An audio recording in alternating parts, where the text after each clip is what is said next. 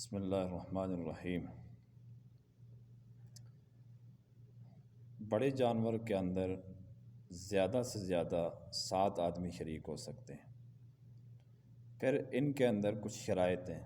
یہ جو 7 شرکاء ہوتے ہیں، ان سب کی نیت خالص ہونی ضروری ہے۔ اگر کسی بندے کی نیت خدا نخواستہ گوشت کے بارے میں ہوئی، یعنی گوشت کھانے کے بارے میں، گوشت تقسیم کرنے کے بارے میں، تو سب کی قربانی خراب ہوگی۔ اسی طرح ان 7 شرکاء میں سب کا مسلمان ہونا ضروری ہے۔ اگر خدا نخواستہ بیچ میں کافر، قادیانی، شیعہ پرویزی، چکڑالوی پرویزی، منکرین حدیث ہیں، تو کسی کی قربانی بھی نہیں ہوگی۔ اس لیے لوگ جو ہے اس سلسلے میں احتیاط نہیں کرتے۔ قربانی ایک ایسی عبادت ہے، جب 7 شرکاء ہیں تو ان کی جہت کا متعین ہونا ضروری ہے، کیونکہ قربانی کے ساتھ قرآن مجید کے اندر دونوں جگہ پر اللہ رب العالمین کو قربانی کی عبادت کو اللہ رب العالمین کی طرف ڈائریکٹ منسوب کیا گیا۔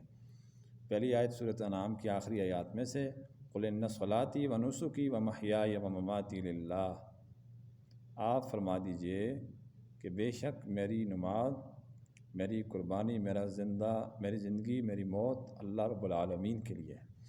پھر آخری صورت ہے اِنَّا أَعْطَيْنَاكَ الْكَوْثَرَ، اس کے اندر بھی یہی کہا گیا کہ اپنے رب کے لیے نماز پڑھیے اور اپنی رب کے لیے آپ قربانی کیجیے۔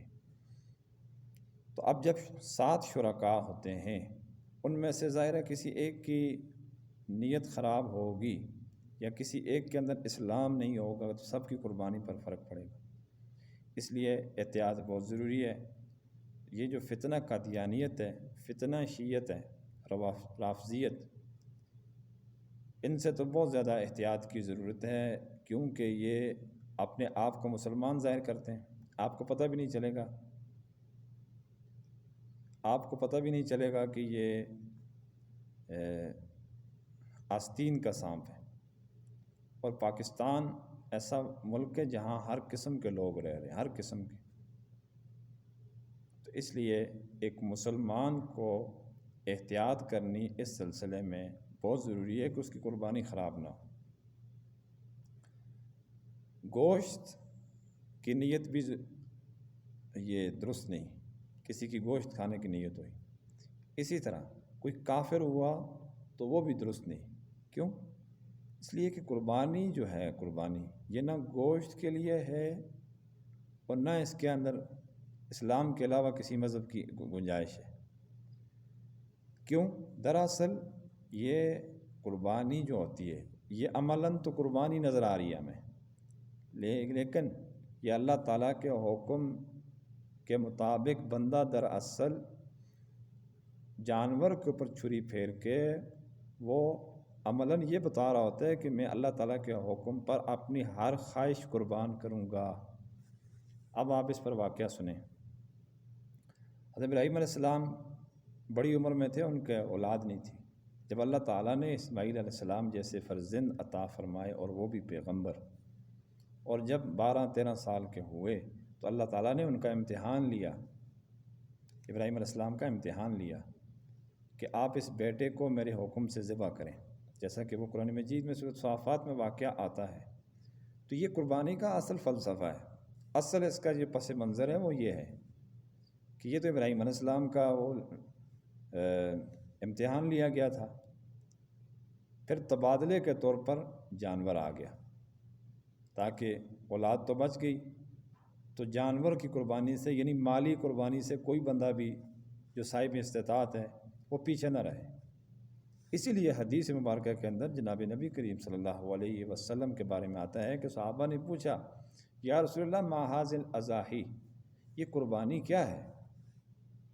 تو آپ نے ارشاد فرمایا سنت ابیکم ابراہیم علیہ السلام، آپ نے ارشاد فرمایا یہ تمہارے باپ حضرت ابراہیم علیہ السلام کی سنت ہے۔ یعنی سب سے پہلے اللہ تعالیٰ کو امتحان دے کے اپنی خواہش قربان کر دی۔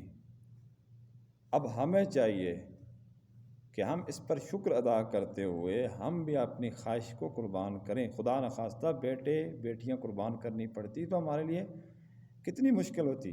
جس طرح ہم نماز چھوڑ دیتے ہیں، زکوٰۃ خدا نخواستہ چھوڑ دیتے ہیں، حج چھوڑ دیتے ہیں، اور بہت ساری عبادات کو ہم نظر انداز کر دیتے ہیں، نفس کے کہنے پر چلتے ہیں.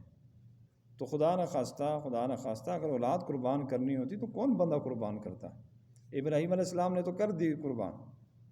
آگے معجزاتی طور پر معجزانہ انداز میں اللہ تبارک و تعالیٰ نے ان کو بچا دیا، اس کو مالی عبادت میں تبدیل کر دیا، بدنی عبادت سے ہٹا کر تو نرینہ قربانی سے ہٹا کر اس کو اللہ رب العالمین نے اس کو مالی قربانی کے اندر تبدیل کر دیا.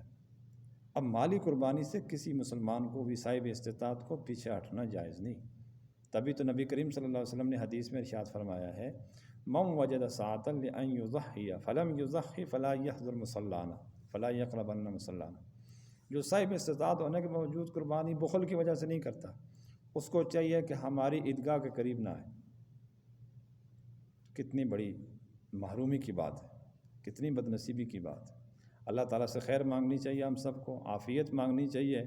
جانور بھی بہت مہنگے ہیں، اللہ تعالیٰ خیریت فرمائے. اس سلسلے میں بہت سارے لوگ جو ہے وہ نہیں کر رہے قربانی اس وجہ سے کہ بڑا جانور مہنگا ہے. تو بڑا جانور نہ کریں، چھوٹا تو لے سکتے ہیں نا، یا حصہ ڈال لیں، حصے ڈال کر لیں، یہ بھی آسان ہے. اور چھوٹا جانور خرید کر کرنا یہ بھی آسان ہے. اب ڈائریکٹ 1-2 بندوں کے لیے 3-4 کے لیے ظاہر ہے وہ بڑا جانور خریدنا مشکل ہے. اللہ تعالیٰ ہم سب کو عمل کی توفیق عطا فرمائے. وآخر دعوانا ان الحمد للہ رب العالمین.